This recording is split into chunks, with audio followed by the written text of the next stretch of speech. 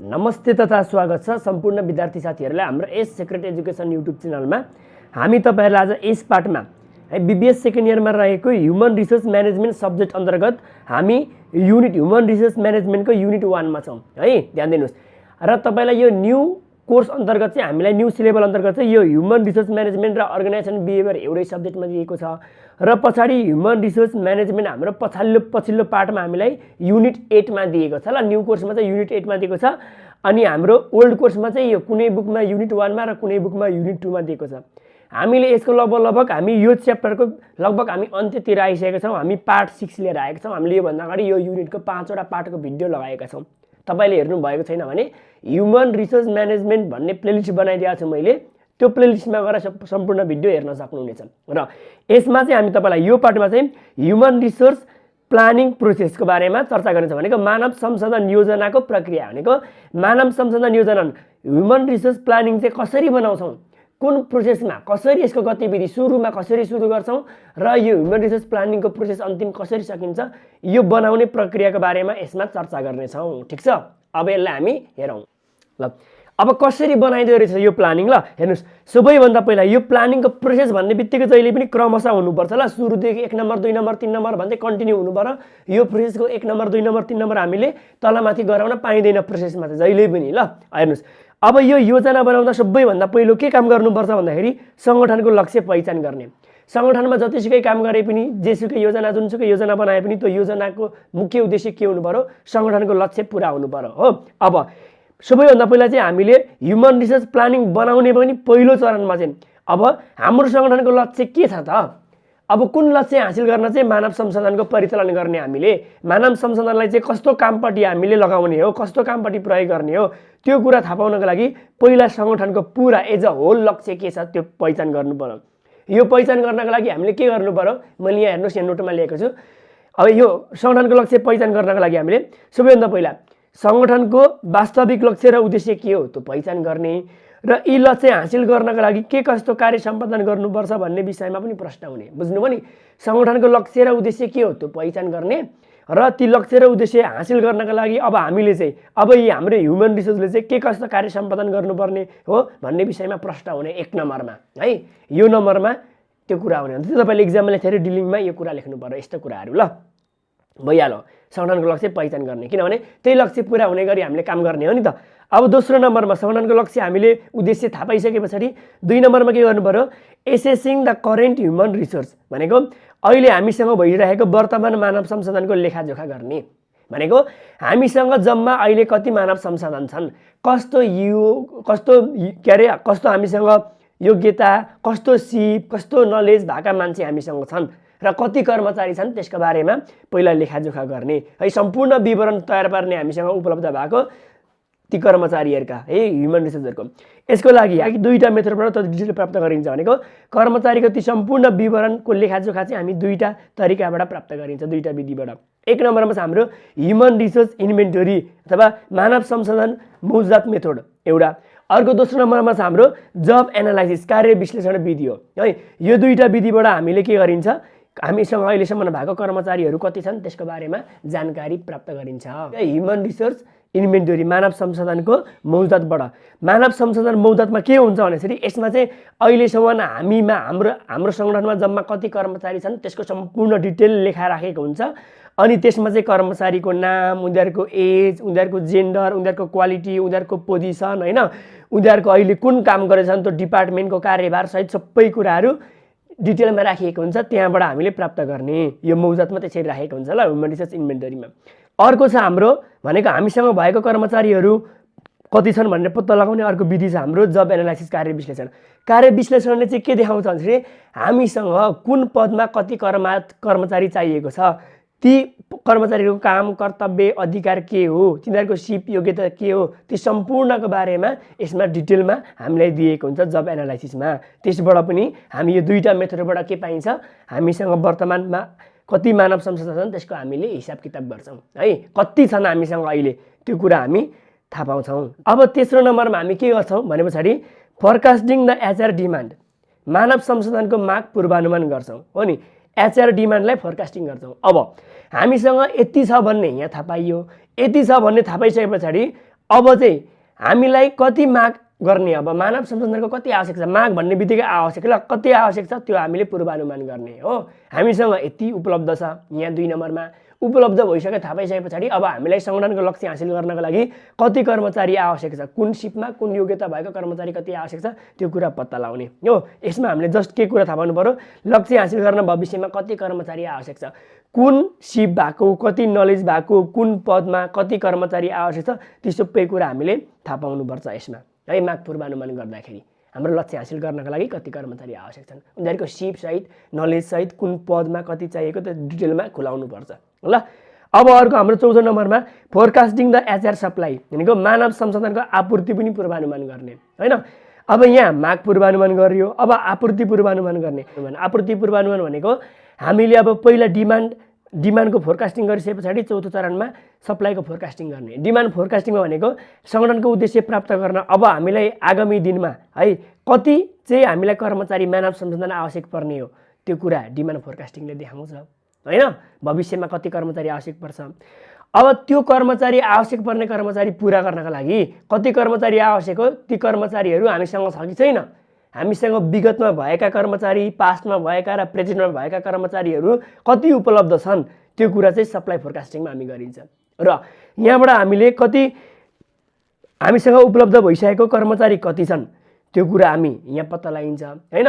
अब ती कर्मचारीहरू हामीसँग छैनन् भने, हामीसँग यदि उपलब्ध यहाँ डिमान्डलाई धान्ने हामीसँग कर्मचारी छैन, डिमान्ड अनुसार आवश्यक पर्ने कर्मचारी हामीसँग छैनन् भने कहाँबाट चाहिँ हामीले तिनीहरूलाई सप्लाई गर्ने त, कसरी चाहिँ हामी त्यो पुरा गर्ने, डिमान्डलाई डिमान्ड अनुसारको सप्लाई गर्ने त, डिमान्ड अनुसारको कर्मचारी कहाँबाट ल्याउने भन्ने कुरा यस चरणमा गरिन्छ।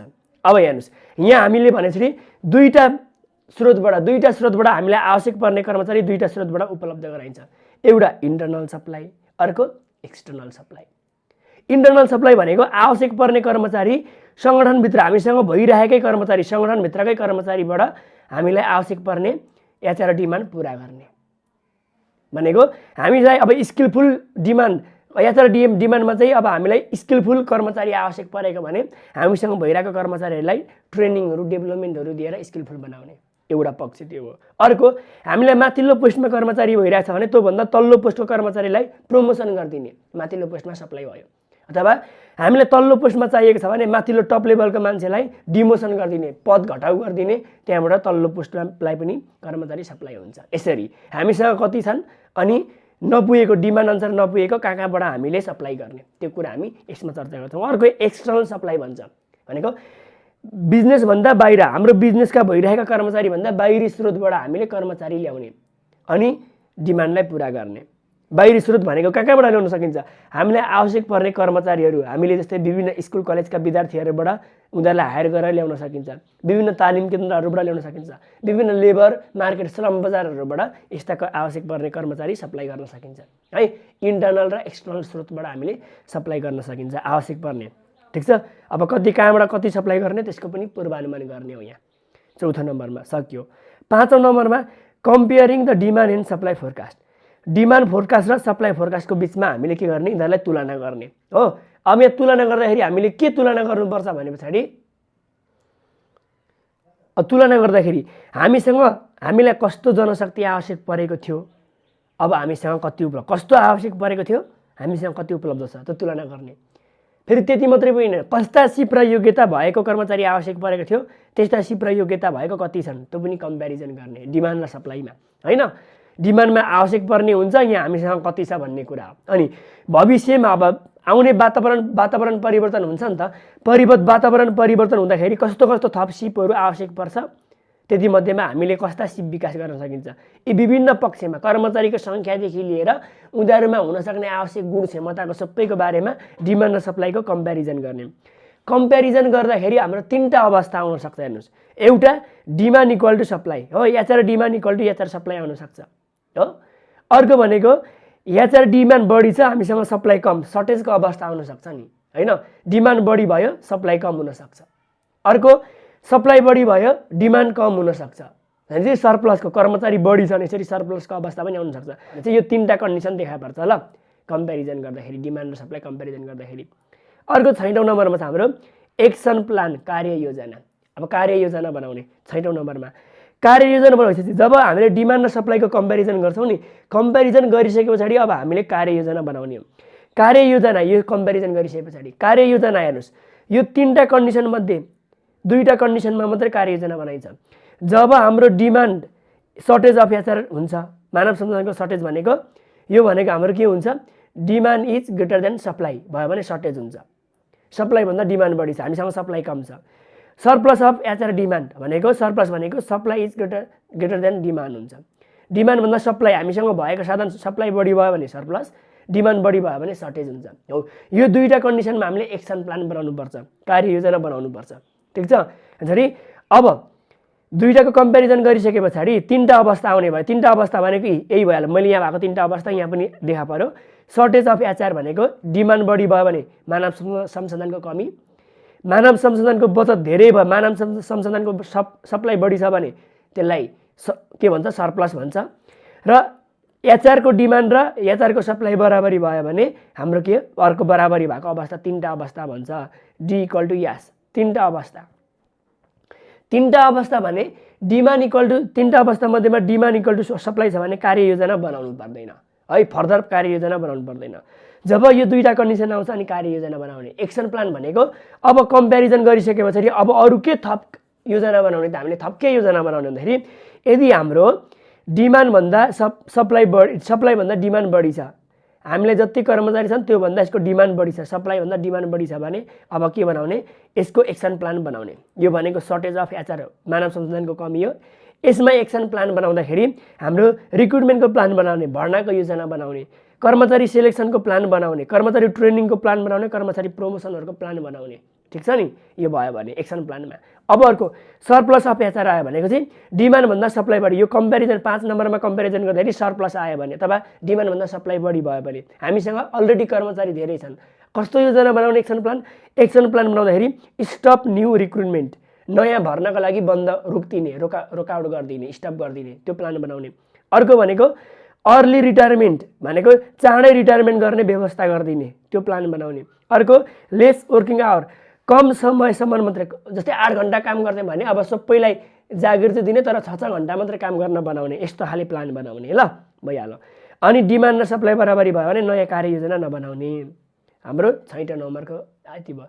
अब 7औं नम्बरमा अर्को हाम्रो छ इभ्यालुएसन एन्ड कन्ट्रोल, मूल्याङ्कन तथा नियन्त्रण भनेको हाम्रो यो यसको प्लानिङको है, ह्युमन रिसोर्स प्लानिङको सबैभन्दा अन्तिम चरण भनेको यसको के छ, इभ्यालुएसन एन्ड कन्ट्रोल हो, मानव मूल्याङ्कन तथा नियन्त्रण। अब यसमा भनेको हामीले यो जम्मा 6वटा प्रोसेसमा गरेका कामहरू कतिको प्रभावकारी भयो, यसबाट हाम्रो योजना कस्तो भनौँ, ह्युमन रिसोर्स योजना कस्तो भनौँ, र यो योजना बनाउँदाखेरि सङ्गठनको उद्देश्य हासिल गर्न यसले सहयोग गर्यो कि गरेन, समग्र सङ्गठनको उद्देश्य हासिल गर्न सहयोग गरेन हैन, कार्यान्वयन गर्दाखेरि कहाँ त्रुटि देखा परे, यो योजनामा कहाँ कमजोरी देखा परे, ती सबैको कुराहरू हामी मूल्याङ्कन गर्छौँ है, मूल्याङ्कन गर्छौँ। र मूल्याङ्कन गरेर हामीले आगामी समयमा अर्कोचोटि योजना बनाउँदाखेरि काहीँ कमी कमजोरी देख्यो भने अर्कोचोटि योजना बनाउँदाखेरि सुधार गर्ने प्रयास गर्छौँ। ल हेर्नुहोस्, टक्क हाम्रो यो पनि सक्यो। यो एक्जामको लागि हामीलाई मोडल क्वेसनमा पनि आएको क्वेसन हो यो। हेर्नुहोस्, हाम्रो 7वटा पोइन्ट छ, एकदम यो स्टेप स्टेप गरे पछाडि कति सजिलो छ बुझ्न पनि हैन, कति सजिलो छ यसो विचार गर्नुहोस् न। पहिला सङ्गठनको ओभरअल लक्ष्य पत्ता लगाउने गोल, त्यहाँबाट हामीसँग भएको मानव संसाधन के कति छन्, कस्ता सिप भएका कर्मचारी छन् त्यसको लेखाजोखा गरिदिने। अनि अब आवश्यक पर्ने, भविष्यमा आवश्यक पर्ने मानव संसाधनको माग डिमान्ड पूर्वानुमान गरिदिने, डिमान्डको फोरकास्ट गरे पछाडि आवश्यक अब उपलब्ध गराउन सक्ने सप्लाईको फोरकास्ट गरिदिने, सप्लाईको पनि फोरकास्ट भइसके पछाडि डिमान्ड र सप्लाई कम्पेरिजन गरिदिने, अनि एक्सनमा जाने। एक्सन भनेको 2टा अवस्थामा गरिन्छ, भइहाल्यो। एक्सन भइसके पछाडि अनि इभ्यालुएसन गरिदिने, मूल्याङ्कन गरिदिने, सक्यो। हेर्नुहोस् त कति सजिलो छ हैन। ल यति भयो ह्युमन रिसोर्स प्लानिङको प्रोसेसहरू है। यो कुरा सजिलै छ, तपाईँले गर्न सक्नुहुनेछ। ठिक छ।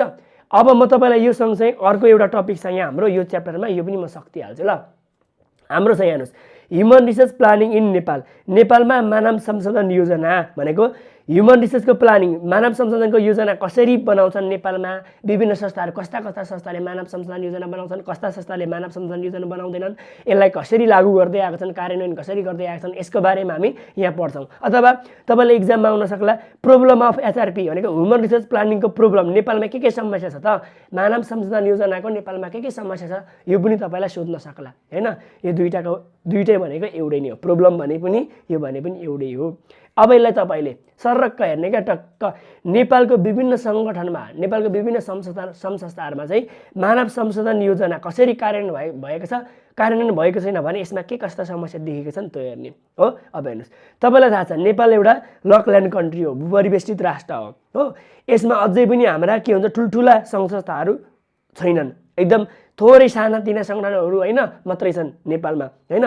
नेपालमा भनेको के भइरहेछ विभिन्न हाम्रो ग्लोबलाइजेसनले गर्दाखेरि नेपालको व्यापार हाम्रो नेपालका उद्योगहरू फस्टाउन सकेका छैनन् चुनौती भनेको ठुल्ठुलो उद्योगहरूसँग चुनौती गर्न सकेका छैनन् त्यसले गर्दाखेरि हाम्रो ठुल्ठुलो उद्योगहरूको हाम्रो देशमा अभाव छ। नेपालमा भइरहेका उद्योगहरू कस्ता छन् त भन्दाखेरि जस्तै कार्पेटहरू गार्मेन्ट उद्योगहरू छाला उद्योगहरू औषधिसँग सम्बन्धित उद्योगहरू पर्यटन सेवा उद्योगहरू यस्ता छन्। बैंक बिमा कम्पनी यातायात कम्पनीहरू नेपालमा भइरहेका उद्योग संस्थाहरू यस्ता नै हुन् है। अब यिनीहरू यस्ता नेपालमा भएका संस्थाहरूले एचआर प्लानिङ कसरी कार्यान्वयन गरेका छन् कि छैनन् यसमा के समस्या छ त्यसको बारेमा सर्लक्क हेर्ने ल। हेर्नुहोस् ह्युमन रिसोर्स प्लानिङ नेपालमा भन्ने पनि भयो अथवा नेपालमा ह्युमन रिसोर्स प्लानिङको समस्या भने पनि एउटै हो किनभने सबै समस्या मात्रै छन् क्या राम्रो पक्ष त खासै छँदै छैनन् होइन। एक नम्बरमा ल्याक अफ एचआर प्लानिङ मानव संसाधन योजनाको अभाव भनेको नेपालमा प्राय गरी सानातिना संस्थाहरू हुने भएकाले यिनीहरूले मानव संसाधन योजना नै बनाउँदैनन् क्या बनाइहाले पनि त्यो लङ टर्मको लागि राम्रो मानव संसाधन योजना बनाएको देखिँदैन। त्यही भएर मानव संसाधन नेपालमा मानव संसाधन योजनाको कस्तो अवस्था छ भन्ने हाम्रो टपिक छ। तर नेपालको प्राय गरी सङ्गठनहरूले मानव संसाधन योजना नै बनाउँदैनन् चाहिँ यही योजना नबनाउनु नै पनि हाम्रो के हो एउटा कमी कमजोरी हो हैन। अर्को ल्याक अफ इन्फर्मेसन सूचनाको अभाव हैन। अब के हुन्छ भनेपछि हाम्रो एचआर प्लानिङहरूलाई हो एचआर म्यानेजरहरूलाई ह्युमन रिसोर्स म्यानेजरहरूलाई प्राय प्रशस्त मात्रामा सूचना दिँदैनन् क्या। अब के हुन्छ यसलाई सबै सूचना दियो भने त यो चाहिँ हामीभन्दा जान्ने हुन्छ यसले सबै काम बिगार्छ यो टाटो बाटो भयो भने हाम्रो पद पनि जान्छ भन्ने नेपालमा प्राय सोचाइ हुन्छ। त्यही भएर पर्याप्त मात्रामा ह्युमन रिसोर्ससँग सम्बन्धित सूचना नै नेपालमा दिँदैनन् ह्युमन रिसोर्सको म्यानेजरलाई पनि दिँदैनन् हैन कम्पनीको म्यानेजरले।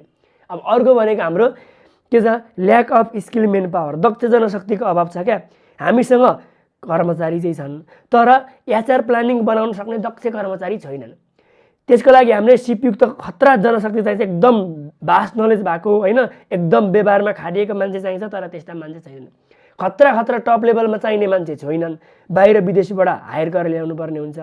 केही नर्मल्ली शिक्षा हासिल गरेको डिग्री हासिल गरेका मान्छे छन् उनीहरू भनेको तर फुल स्किल एकदम स्किलफुल मान्छे छैनन् क्या उनीहरूलाई एचआर प्लानिङ बनाउन सक्ने अवस्था छैन। त्यही भएर एचआर प्लानिङ बनाउने स्किल मेन पावरको अभाव छ। ओभर स्टाफिङ छ भन्छ नि एचआर प्लानिङमा त के हुनु पर्यो एचआरको डिमान्ड र सप्लाई बराबरी हुनु पर्यो नि त होइन हो नि त हामीले अहिले भर्खर यही पढ्यौँ। तर हाम्रो प्राय गरी कर्मचारीमा यो एचआर प्लानिङको राम्रो प्र्याक्टिसको कार्यान्वयनको अभावले गर्दाखेरि ओभर स्टाफिङ र अन्डर स्टाफिङको अभाव छ। ओभर स्टाफिङ भनेको जति चाहिने कर्मचारी डिमान्डभन्दा सप्लाई बढी भइरहेको होइन। अर्को अन्डर स्टाफिङको पनि समस्या छ नेपालमा हुँदाखेरि के हुन्छ एउटै व्यक्तिले 4 जनाले गर्नुपर्ने काम पनि गरिरहेका हुन्छन् कतिपय फर्म संस्थामा। यो पनि नेपालको एचआर प्लानिङको समस्या हो भनेको राम्रोसँग प्लानिङ बनाउन नसकेको अवस्था होइन। अर्को भनेको विकनेस इन एपोइन्टमेन्टमा भनेको नियुक्तिमा कमजोरी भनेको अब दक्ष जनशक्ति होइन सम्बन्धित क्षेत्रको ज्ञान भएको मान्छेहरूलाई नियुक्ति गर्नुपर्ने हो नि त विभिन्न पदमा होइन। त्यो पदमा एक्सपिरियन्स भएको त्यो क्षेत्रमा ज्ञान भएको मान्छे नियुक्ति गर्नुपर्ने हो होइन। तर के हुन्छ नेपालमा अब राजनीतिको आधारमा नियुक्ति आसेपासे नियुक्ति आफन्तलाई नियुक्ति नातागोता नियुक्ति दाजुभाइ नियुक्ति यस्तोले गरेर हाम्रो के हुन्छ ओभर स्टाफिङ अन्डर स्टाफिङ हुने राम्रा मान्छे चाहिँ हाम्रो नजाने त्यहाँ दक्ष मान्छे नजाने यस्तो छ झन् यो प्लानिङको अभावले हो है। अर्को भनेको लो प्रायोरिटी अफ एचआरपी भन्छ ह्युमन रिसोर्स प्लानिङ बनाउन चाहिँ हाम्रो प्राय संस्थाहरूले प्रायोरिटी नै दिँदैन क्या। नेपालमा नि विभिन्न संस्थाले ह्युमन रिसोर्स प्लानिङ बनाउने त प्रायोरिटी नै दिँदैनन् भनेको प्राथमिकता नै दिँदैनन्। किन उनीहरूको प्रायोरिटी भनेको बिक्री कसरी वृद्धि गर्ने, प्रॉफिट कसरी बढी कमाउने, नाफा कसरी कमाउने, कर्मचारी भयो भने हाम्रो स्यालेरी कसरी वृद्धि गराउने, यही पक्षमा मात्रै ध्यान हुन्छ। तर दक्ष हाम्रो एकदम राम्रोसँग एचआर ह्युमन रिसोर्स प्लानिङ बनाऊ भन्ने पक्षमा प्रायोरिटी दिँदैनन् हैन, अरू क्षेत्रमा प्रायोरिटी दिन्छन्। अब weakness in demand and supply forecast, demand र सप्लाई फोरकास्ट गर्ने हाम्रो एकदम कमजोर छ भनेको कमजोर फोरकास्ट छ।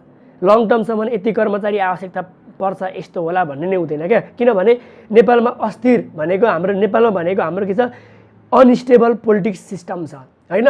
सरकार कति बेला चेन्ज भइरहन्छ, इन्भाइरोमेन्टमा चेन्ज आइरहन्छ, त्यतिखेर हामीलाई भविष्यमा यो संस्था नै लङ टर्मसम्म टिक्छ कि टिक्दैन भन्ने नै थाहा हुँदैन। त्यही भएर लङ टर्मसम्मको लागि कति डिमान्ड होला कर्मचारीको हैन, मानव संसाधनको आवश्यक कति पर्ला, त्यही कामको लागि त्यो कामको लागि कति सप्लाई कहाँबाट उपलब्ध गराउला भन्ने उनीहरूले फोरकास्ट गर्न पनि सक्दैनन्। किनभने हाम्रो वातावरण राजनीतिले गर्दाखेरि हाम्रो के हुन्छ, अस्थिर राजनीतिले गर्दाखेरि हाम्रो एकदम वातावरण हाम्रो बिजनेसको भविष्य नै हाम्रो लङ टर्मसम्म मान्छेले देखेका हुँदैनन् हैन।